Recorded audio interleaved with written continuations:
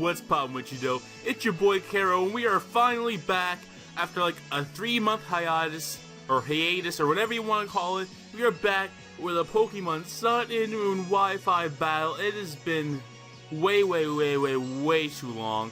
And the only reason it's been too long, and you guys know me, if you've been subscribed to this channel, you know whenever I've been gone for like a month, 2 months, 3 months, even a week or two, every video's gotta have an excuse. The excuse this time is that this year's just been filled with so many games that I just want to play other games more than Pokemon.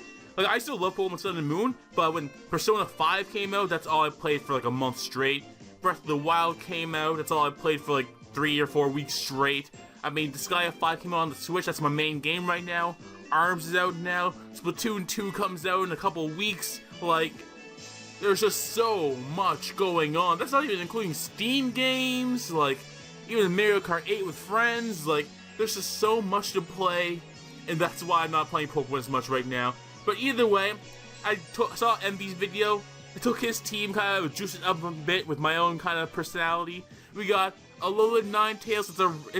It's a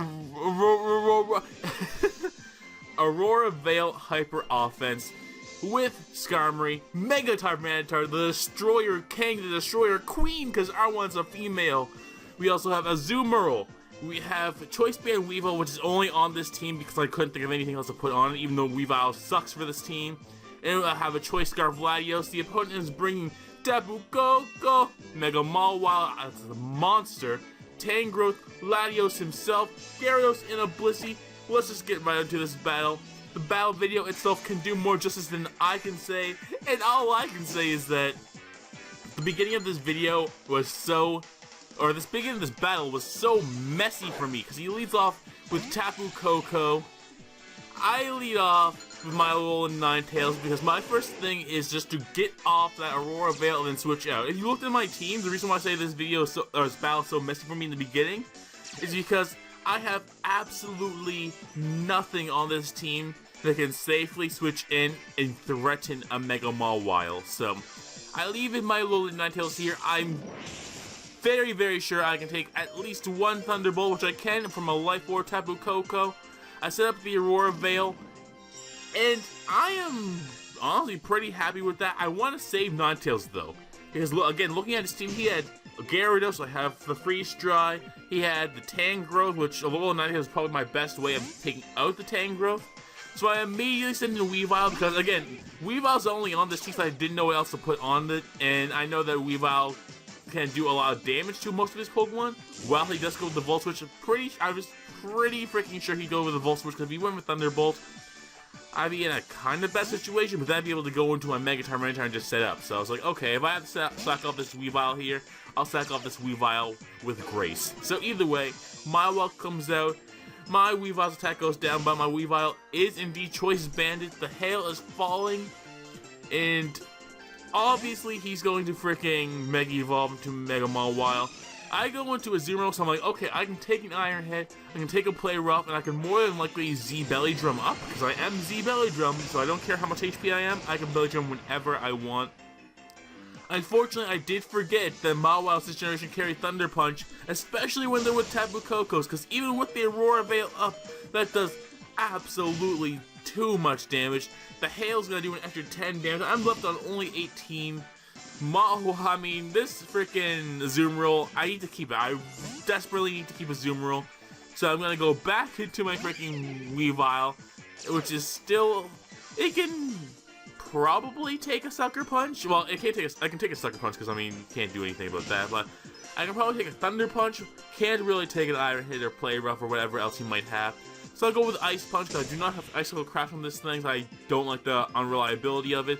Ice Punch does a tiny bit while he's going to go with the Thunder Punch. And I barely live, but he does get the Paralysis. Honestly, doesn't really matter because he can very easily just Sucker Punch and take out my Weavile. And that is perfectly okay with me. I really don't care about this Weavile at all on this team because it just does nothing for this battle. So Weavile goes down. You lived, you regret it. Now I'm sending the Queen, the Destroyer Queen. So Sandstorm's gonna go up. Sandstorms are going all everywhere. Call it Alabasta. Call it Crocodile. One Piece. Tyranitar is going off. I love Mega Tyranitar this generation. It is so much better than it was last generation because of how the meta is right now. It's a better Dragon Dancer because Megatars are X's around, so it has less competition as a Dragon Dancer.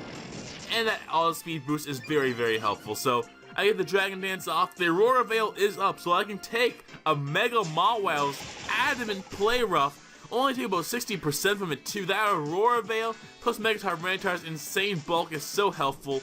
I go with the Fire Punch. The Mawile is out of there. So Mega Mawile no longer affected this team, and that is great for me. The Aurora Veil does wear off, however, but it's a price we're willing to take. As he goes with the Tapu Koko, I'm not honestly sure why, because Mega Tyranitar, if Jolly and max speed, does outspeed Tapu Koko by 3 speed points, giving that amazing speed tier, +1 Stone Edge. Tapu Koko, critical hit did not matter in the slightest. Tapu Koko is gone. The Destroyer Queen has taken 2 Pokemon already on this team, as he is going to send in Tangrowth, which is probably what he should have done originally, because I do have the Ice and Fire Punch, but Tangrowth is just so unbelievably bulky. He's like a max physical defensive Rocky Helmet Tangrowth. Most people run the Assault Vest, but he must be very, very scared of Zygarde, because Zygarde is checked by Tangrowth pretty easily, but most people still run Assault Vest, because Zygarde really can't touch Tangrowth. The max physical defense is kind of overkill, but it does help him in this situation, because, you know, after the Rocky Helmet, I am going to go down, and he is going to take quite a bit. He's going to not take as much as you expect from that Ice Punch after +1. Either way, Alolan Ninetales is coming back out. Since I know for a fact he's not Assault Vested, I know he cannot take this Blizzard at all, so I send in the Blizzard. Tangrowth is going to fall. I probably would have switched out there because he just showed his Rocky Helmet. So I know for a fact that he cannot take this Blizzard as he's not going to be Assault Vested. So I would have switched in there to his Blissey, because he definitely has a Blissey just chilling in the back, which Alolan Ninetales can't touch in the slightest. But either way, he goes in with his Latios. I'm going to send in Skarmory, because I see this as a good opportunity to get my rocks up. He does still have that powerfully scary Dragon Dancing Gyarados in the background, so we know it's not going to be Mega Gyarados, so it's more than likely going to be Z-Flyum, like the Super Sonic Sky Strike Gyarados that's running around, which is a lot better than the Bounce variant now, but you don't know. It could be a bulky Gyarados with Thunder Wave, or it could just be the Sky MZ. I think it's Sky MZ, but either way, Life Orb, Hidden Power Fire. My Skarmory lives it. He loves his Life Orb. He has Life Orb Koko instead of Magnet. He has Life Orb Latios instead of like Soul Dew or Choice Bounce or Choice Scarf. So he really does like his Life Orbs on his Pokemon. Regardless, Skarmory's able to live with 2 HP, get those Stealth Rocks up, and go down to the Hail, which gives me a very, very nice switch in right now. The Electric Terrain is gone. That's okay. I'm going to my own Latios, which I said earlier is a Choice Scarf one, so I can outspeed his own Latios, which is Life Orb. Hit him with the Draco Meteor. Best animation still. Well, maybe not the best one, but still an awesome animation. Latios goes down, and now he has Gyarados and Blissey left. So this is where it comes down to the wire. He has Gyarados, Blissey. I have Latios and a Azumarill, I'm pretty sure, left. I think it's down to 2-2 now. I'm not sure if I have any other Pokemon left. No, I have what's it called? I have a Alolan Ninetales left, but it's so low that it doesn't really do anything else this battle. So I go with the Draco Meteor, because Draco can still do about 38% of max, about 33 minimum. So I can use that, do a nice chunky dance, and if he's Dragon Dance, I can still be faster than him. Hit him with another Draco Meteor, and then probably Aqua Jet him with a Azumarill. And plus the Hail damage racking up is also going to be nice. So he does go with the Dragon Dance. The Hail is stopping, so I did miscount the Hail turns, unfortunately. So I definitely needed the Hail to rack up.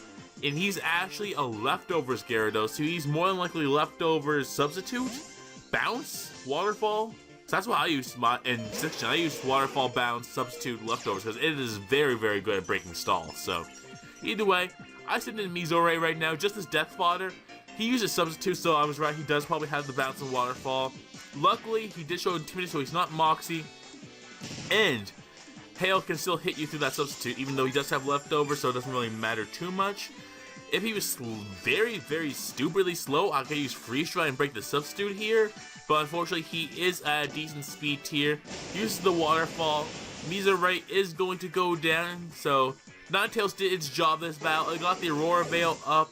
It got these hail damages that very good at breaking any potential sashes and making sure that the Gyarados cannot heal up.